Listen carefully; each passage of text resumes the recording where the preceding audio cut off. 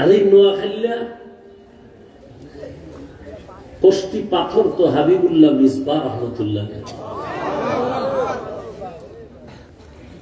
মা থাকতে সন্তান মায়ের মর্যাদা বুঝে না।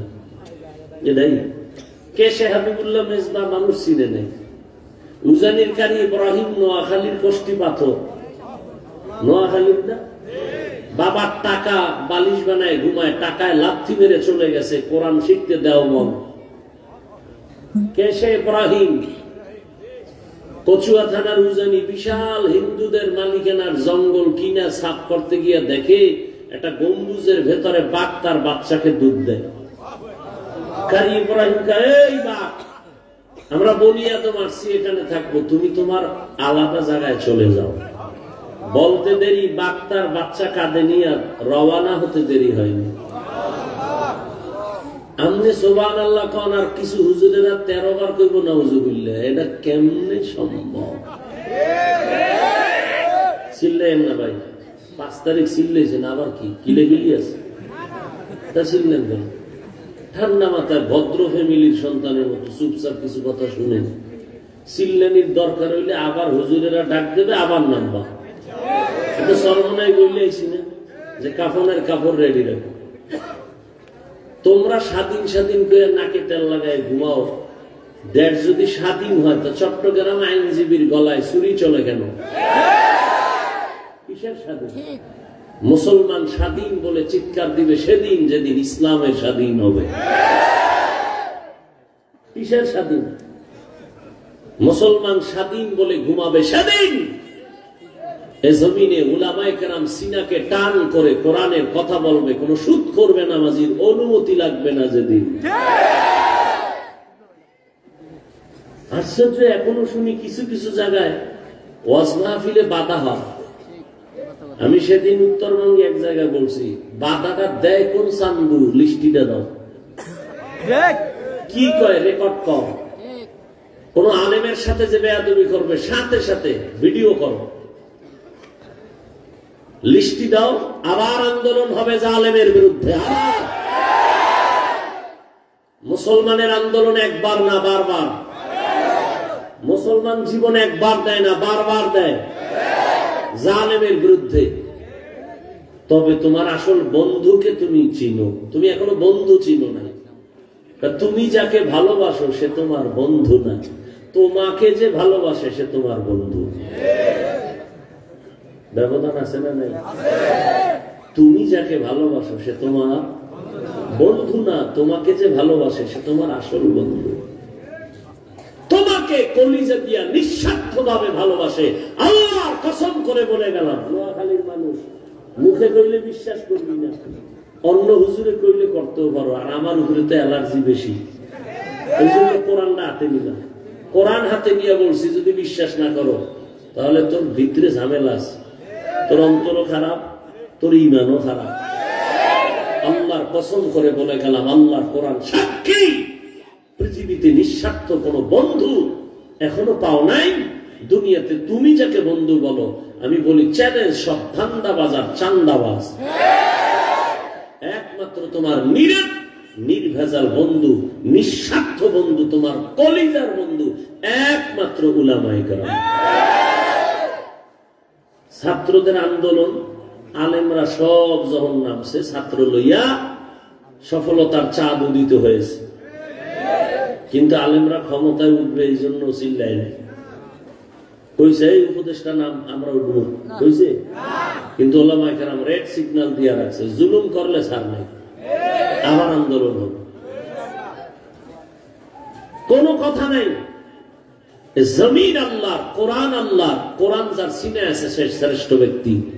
উলামায়ে কেরাম এই জাতিকে নিয়ে যে ভাবনাটা ভাবেন, পৃথিবীতে কেউ এই ভাবনা ভাবে না। সবাই কি ভাবে, আমার চেয়ার কেমনে ঠিক রাখা যায়, আমার দলটা ঠিক মতো কেমনে উপরে উঠানো যায়, এই ধান্দা। সব ধান্দাবাজ আর চান্দাবাজ। একমাত্র নির্ভেজাল বন্ধু উলামায়ে কেরাম। এরা নিজের বউ মাইয়া বলা নিয়ে এত চিন্তা করে না, উম্মত নিয়ে যেই পরিমাণ ভাবে। সরকারি চাকরি করে, বেসরকারি চাকরি করে, কয় ঘন্টা? 8 ঘন্টা। ইমাম সাহেব ইমামতি করে, আর কয় ঘন্টা চাকরি? 24 ঘন্টা, ও 6 ঘন্টা না 8 ঘন্টা করিয়া পায় 20,000, টেবিলের তলে তো অগণিত মুক্তা। আর হুজুর মসজিদে নামাজ পড়ায় পায় 5,000, 7,000, 10,000, 6 মাস বাকি। ডিউটি 24 ঘন্টা, রিমান্ড। একক তো না থাকলে রিক্সাওয়ালাকে হুজুর গেছিলেন কো? ইমাম সাহেব তুমি কে? আমি রিক্সার ড্রাইভার। পাওয়ার 5 টাকা বেতন দেই মাসে, এই পাওয়ার। আল্লাহ হেদায়াত দান করুন। সারা দুনিয়ার মাখলুকতের তুলনায় মানুষ দামি না? সব মানুষ দামি। তাহলে আমরা সব মানুষ হিসাবে আমরা এক। ভাই জাতে জাতে একটা টান আছে না? হিন্দু মানুষ, মানুষ না? আমরাও কি মানুষ? আব্বাজান আদমের আমরা সবাই সন্তান। তাহলে বাবা আদম হিসাবে হিন্দু আমার ভাই, খ্রিস্টানও আমার ভাই, সবাই আমরা মানুষ ভাই। আবার ইমানের বিচার করতে গেলে তখন যাদের ইমান নাই তারা আমাদের প্ল্যাটফর্মে নাই। মানুষ হিসাবে আমরা সবাই, ইমানদার হিসাবে আবার সবাই কিনা এক না। এবার ভাগ হয়ে গেল। এবার মুমিন মুসলমান আমরা সবাই এক।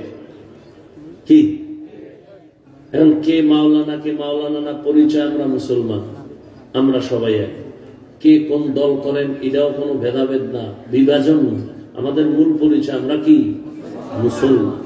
এভাবে এখন এই যত কিলাকিলি করবা ইসলামের তত ক্ষতি হবে, লাভ হবে না। হবে কোনো লাভ হবে। যত একতাবদ্ধতা হবে, মোহাব্বত হবে, তখন শক্তি বাড়বে। চিল্লানো লাগবে না, ব্যাট হাতে নেওয়া লাগবে না, খালি আমরা এক। এই শুধু একটা একে হাতে হাত রাখলে শুধু এতটুকুই ভণ্ড নাস্তিক বাতিলদের জন্য যথেষ্ট। যে সব আলেম ওলামা কি এক, সব ইসলামী দল এক। শুধু এক হতে পারলেই ফিডাফিডির দরকার নাই, সব নাস্তিক ঠান্ডা। অনুমতি আলেমদের চোখের দিকে তাকায় কোন নাস্তিক কথা বলতে পারবে না। সেই এক হওয়ার ক্ষেত্রে আমরা আলেমরা এগ্রি হয় না কেন? এই তুঙ্গ মতো কিছু অন্ধ ভক্তদের কারণে। তোমরা ফ্যাস লাগায় রাখো খালি, ওই হুজুর খারাপ, এই হুজুর ভালো, এ আরশে আজিমে আছে, এ জান্নাতে আছে, ও জাহান্নামের মাঝখানে আছে। তোমরা এই যে ডিভাইডেড গুলো করো, এই ডিভাইডেডের কারণে ওলামায়ে কেরাম সব এক। আমরা এক জায়গায় বসি, দেখা হইলে এয়ারপোর্টে দেখা হয়, মিটিং এ বসি, সব এক। কত মোহাব্বত, কে কোন দল কারণে জানার দরকার নাই, সে আলেম, এটাই আমার মূল পুঁজি। যতটুকু দূর আপনাদের এই দূরত্বের বিভাজনের কারণে অতি আবেগ, আল্লাহ হেদায়াত দান করি। এগুলোর থেকে ফিরে আসেন। যদি ইসলামের ভালোবাসা অন্তরে থাকে, ওলামায়ে কেরামের ভালোবাসা নেন, ব্যক্তিকে ভালোবাসেন না, আলেম হিসাবে ভালোবাসেন। যে এদের কোরআন আছে সিনায়, ইলম আছে।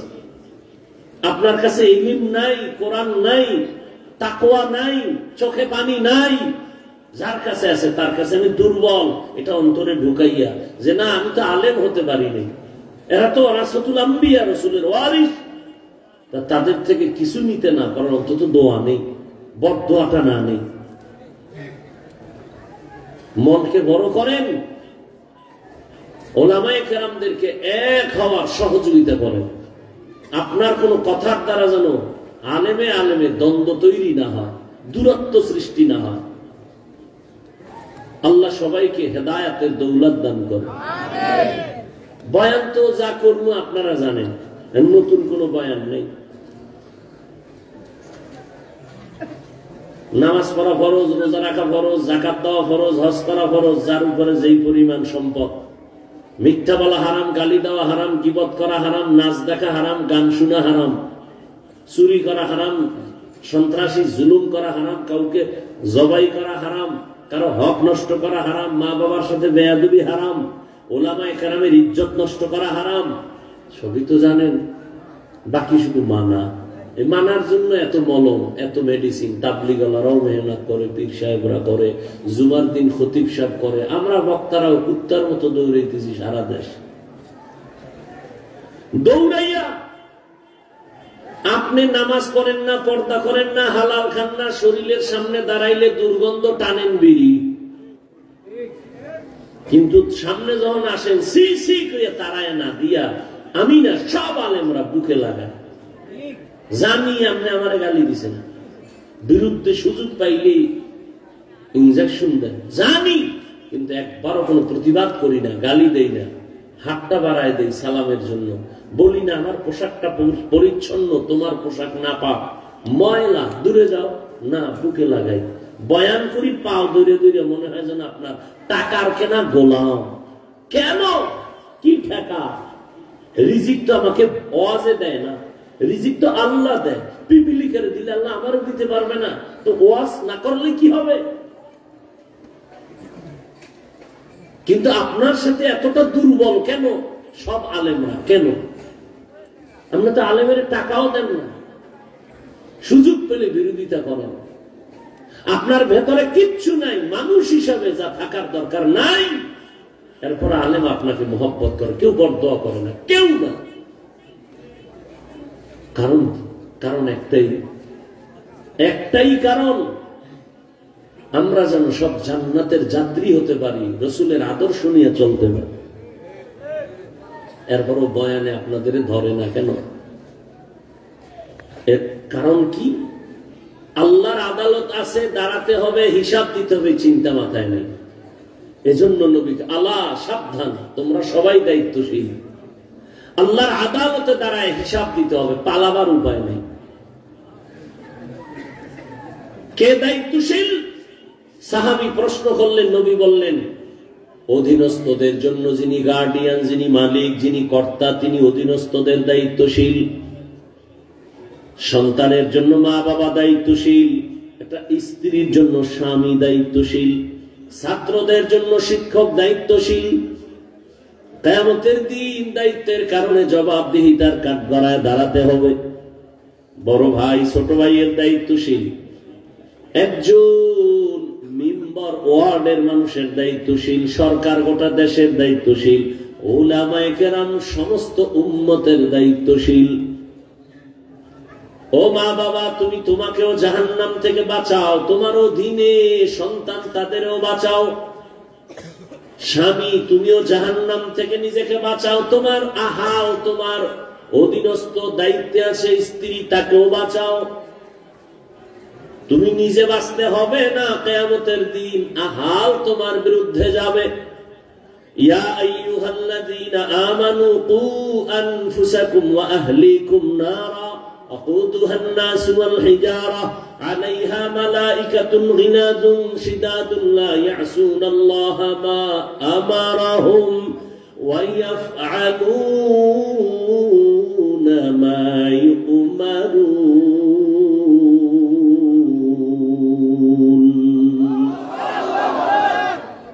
জাহান্নামের আগুন থেকে নিজেকে বাঁচাও, আহালকে বাঁচাও, মা বাবা বাঁচো, তোমার আহাল সন্তান ওকেও বাঁচাও, স্বামীও বাঁচো, তোমার আহাল স্ত্রী, স্ত্রীকে বাঁচাও, শিক্ষক তুমিও বাঁচো, তোমাকে জাহান্নাম থেকে বাঁচাও, তোমার আহাল ছাত্র এদেরকেও বাঁচাও।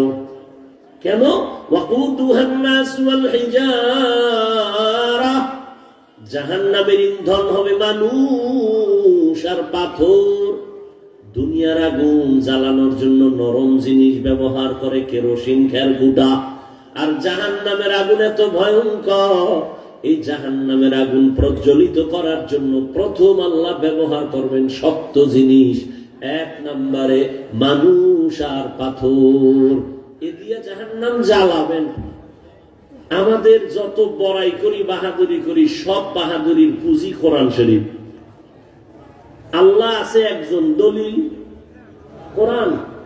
কিয়ামত হবে, দলিল কোরআন। জান্নাত আছে, দলিল কোরআন। জাহান্নাম আছে, দলিল কোরআন। গুনাহগারেরা জাহান্নামে যাবে, দলিল কোরআন। নেক আমলওয়ালারা জান্নাতে যাবে, তার দলিল কোরআন।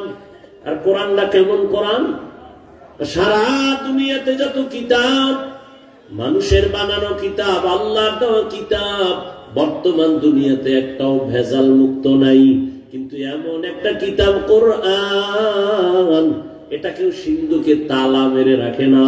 হিন্দু যদি চায় টাকা দিয়ে কিনে দেব ধর, কারণ এটা এমন একটা কিতাব যেটা ধরলেই অ্যাকশন শুরু, পড়লেও অ্যাকশন শুরু, কইলা তাকায় থাকবা তাতেও অ্যাকশন শুরু। কারণ সব হলো আল্লাহর কিতাব, আর এই কিতাবটা হলো কালামুল্লাহ, আল্লাহর কথা। তাওরাত আল্লাহ, জবুর আল্লাহর, ইনজিল আল্লাহ দিবেন, কিন্তু কোন কিতাব আল্লাহ বলে নাই আমি হেফাজত করব।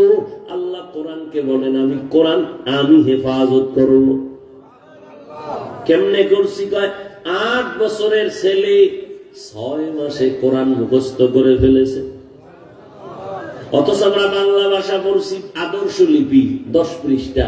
বাংলাদেশ গুরু একজন হাফেজ পাইবানি আদর্শ লিপি আছে, আর কোরআনের হাফেজ অভাব নেই।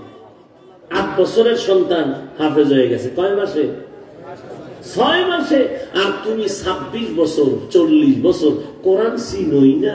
এটা কি? ঘরে আছে ঠিক, কোনদিন কপাল পরা খুইলা দেখলো না ভেতরটা কেমন।